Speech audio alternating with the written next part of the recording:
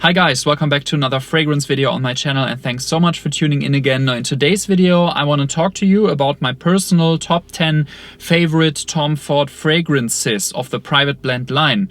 So I've shot this video already on my German channel and I shot a top 20 video. So since this video was a bit long, I decided to give you my personal top 10 in this one, as well as 4 honorable mentions that I want to give to you as well, because I tested around 70 of their private blend fragrances. They have a lot of private blend fragrances, to be honest. And it turned out that most of them were actually pretty good. So all of these fragrances are really very nice, and I'm going to give you 4 honorable mentions as well, which are some of their all-time favorite fragrances, I would say. And we are starting off with honorable mention number 1, which is Tom Ford Oud Wood, which is their most known fragrance, I would say. So it's their most popular one. It's their evergreen fragrance that they have. And it's a sandalwood, cardamom, and oud and slightly floral fragrance. So it's really very classy, it's very elegant and sophisticated, and it doesn't contain too much oud, but it's very nice and oriental and just very easy to wear. They also have a lot of grooming products with this scent, for example a beard oil, which I totally love, and I just like the overall oud wood scent. However, this is an honorable mention because the longevity of this scent isn't too great. So performance-wise, it's more of an eau de toilette performance, I would say, and it's not really an eau de parfum performance, so it doesn't last that long, and therefore it's my honorable mention number 1. However, it's a very good pick. If you haven't tried it, please do try it. The next one I've chosen is Fucking Fabulous, which funnily enough is one of my most favorite fragrances by Tom Ford, but it didn't make the top 10 list because it's like top 11 or something. So that's why I chose it here to give it to you as well. And if you haven't heard of Fucking Fabulous yet, it's an almond-based fragrance that has a kind of sweet almond DNA. It's an extremely elegant fragrance as well, in contrast a little bit to its bold name, although it's really very fabulous, you could say that. And it's also perfectly unisex. So my girlfriend wears this on a regular basis. She enjoys it, I enjoy it, and I sometimes wear it as well. So that's the whole story. If you like almond-based fragrances like Pegasus by Parfums de Marly, you should try this as well. The last 2 honorable mentions are 2 fragrances that are of the intense category. So they have a couple of fragrances in their fragrance lineup that have like metal plates on the front of the bottle, and they are called Intense. So they are iterations of classic fragrances of the private blend line, like Tuscan Leather, Oud Wood, and Tobacco Oud. And in this one I chose Woodwood Intense as well as Tobacco Oud Intense, both of which are very good for certain seasons. So Woodwood Intense, in my opinion, is more of a spring and summertime scent because it's really not very similar to the original Oud Wood. It contains oud, so more oud than the normal non-intense version, but then it doesn't contain sandalwood or cardamom, it contains cypress instead. And if you know fragrances like Acqua di Parma, Cipresso di Toscana, which also has a very prominent cypress note, then you can imagine how this will work in the summer, since it has a very cooling effect. I feel that it's a very, very nice summery scent. So Oud Wood Intense, not very much like Oud Wood, the non-intense version, but with an excellent performance and really a very nice scent for spring and summer, in my opinion. Of course, you can also wear it during the winter time, but in this season I would recommend to you Tobacco Oud Intense, which actually is 90% like Tobacco Oud. So it's a very tobacco-ish type of scent. It doesn't have too much oud in it, just a little bit of that fragrance note, and it's also more rounded than the non-intense version. So it's a very round scent, and if you didn't like the non-intense version because it was too harsh, then maybe you should try Tobacco Oud Intense instead, since it's more rounded and more smooth and somehow not really that more intense. But anyways, that's their choice of naming. But it's a very nice honorable mention as well. So place number 10 for me personally is the fragrance Eau de Soleil Blonde. On my German channel, where I shot the top 20 video, so with 10 more fragrances, I actually chose Soleil Blanc, the normal version, on place number 20. That shows that Eau de Soleil Blanc for me is way, way better. It's a very powdery sun cream-like DNA with a very floral floral prominent note to it, and it's kind of white floral, very creamy, very unisex as well, and kind of powdery. My girlfriend wears this as well since I gave it to her for Christmas, and it's an absolute beast, I would say.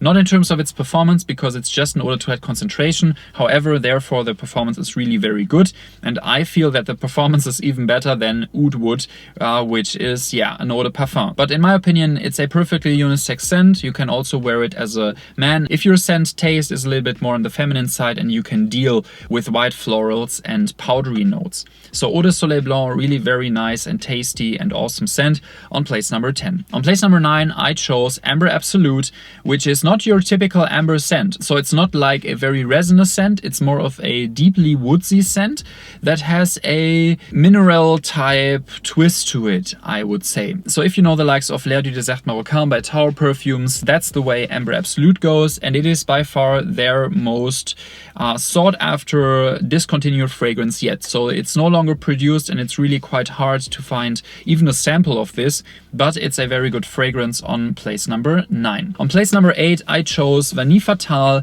which is a gourmand fragrance with vanilla and coffee. I do not have Tobacco Vanille in this list because I feel that it's seen its times, you know, so it's no longer as unique as it was when it was launched. So I chose Vanille Fatale instead because it's a fantastic vanilla and coffee fragrance, and I absolutely love its DNA. It has the most awesome dry down ever because you have natural bourbon vanilla with a little bit of coffee or cardamom in the dry down, and it's absolutely awesome, and it has probably the strongest performance I've ever seen in terms of its longevity. So projection is pretty decent. It's really nicely projecting, so I would say 8 out of 10, but its longevity is over the top. I sprayed this on my leather jacket once by accident, and my leather jacket until today smells of this fragrance, and this was like 3 years ago. So it's really strongly performing, and if you're looking for a very intense wintry vanilla fragrance, then Vanille Fatale is a must try for you.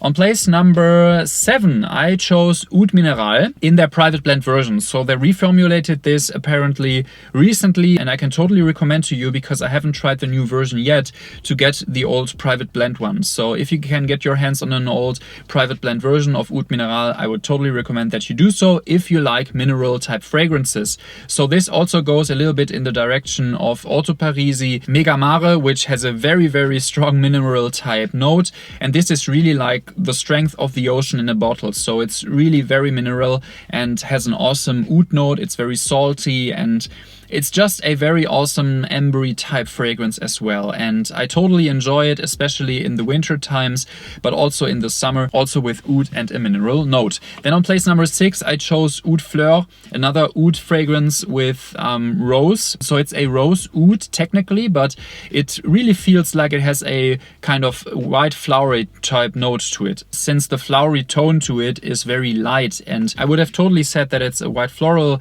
oud scent, but it's not. It's a rose oud. It's very balanced with a woodsy base and perfectly unisex as well. Gets a lot of compliments by mostly women actually, but it's really awesome, so you should definitely try this as well. Then next up we have another gourmand fragrance named Lost Cherry, which is really very expensive but an awesome cherry fragrance. So really quite a natural cherry note, I would say, and it's just so tasty, and the dry down is so awesome. I personally get a strong performance out of this one. I've heard different opinions on this, but I really like Lost Cherry, although it's so expensive. So maybe if you can get your hands on a second-hand bottle or a pre-used one, or maybe get a tester or a strongly discounted one, I would totally recommend that you get Lost Cherry. On place number 4, I chose Café Rose, which is not a coffee fragrance. You might guess that it's a coffee fragrance, but it's not. It's a very beautiful rose fragrance, and probably their most beautiful rose fragrance that they ever have. So there is not too much to say about this one. I mean, it's place number 4 and it's a rose fragrance, so if you like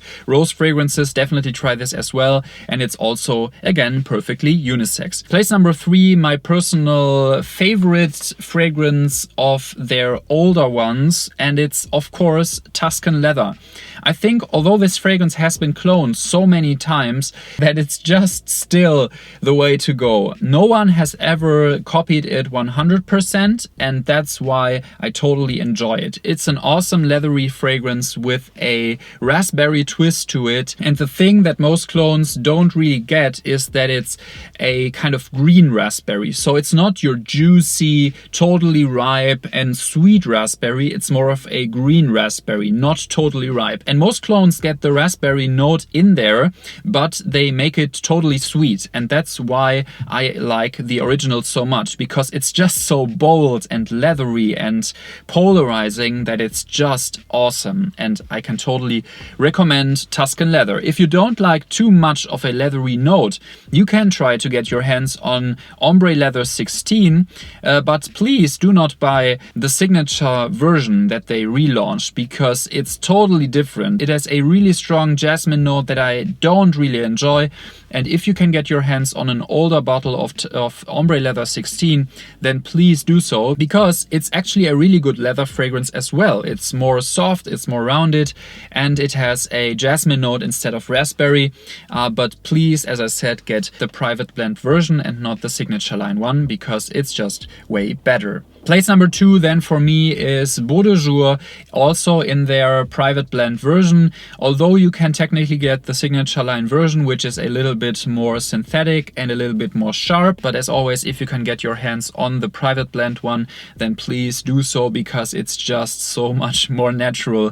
And this is a fougere fragrance, so it's a barbershoppy type fragrance, one of the best barbershop fragrances I've ever tried in my life, which says a lot, because there are a lot of barbershop fragrances, but Beau de Jour is really awesome. And if you like old school fragrances, and if you like this barbershop classical gentleman type of fragrance, then this is something for you to try. And my personal favorite Tom Ford fragrance ever actually is Bois Marocain.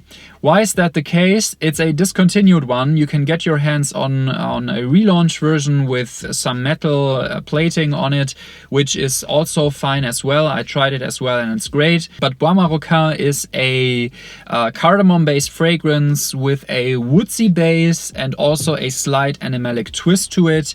It's really very oriental. It has an animalic twist to it, but it's also very transparent at the same time. So it smells just very, very classy and like a kind of toned down version with added sparkle and classiness on top of Dior's Leather Oud. So I feel that there is a slight similarity to Leather Oud by Dior, which is also an awesome fragrance that I personally own. But Bois Marocain, in my opinion, is the best Tom Ford fragrance they ever did. And it's a shame they do no longer produce it, because it's just very awesome. But who knows, maybe it will come back in a signature line version. However, that concludes my top 10 list of Tom Ford fragrances. I hope that you enjoyed it, guys. Please let me know your Tom Ford favorite fragrance of the private blend line in the comment section down below. I'm super excited to read about all your recommendations.